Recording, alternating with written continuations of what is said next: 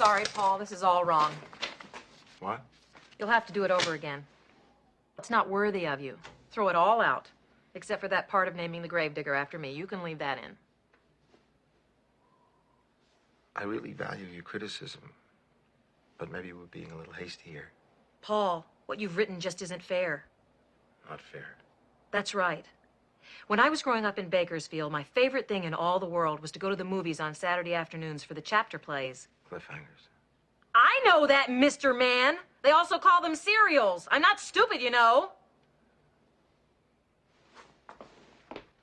Anyway, my favorite was Rocket Man. And once it was a no-brakes chapter.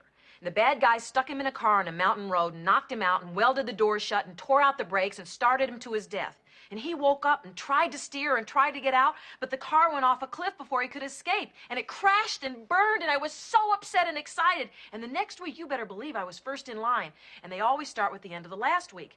And there was Rocket Man trying to get out. And here comes the cliff.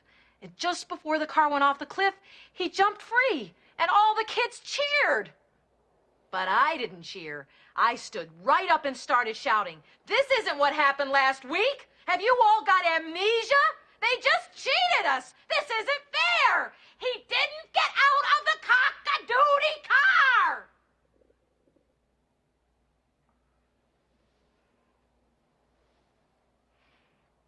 They always cheated like that in chapter plays. But not you. Not with my misery.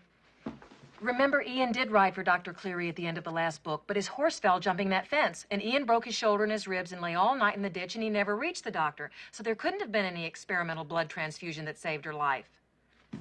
Misery was buried in the ground at the end, Paul, so you'll have to start there.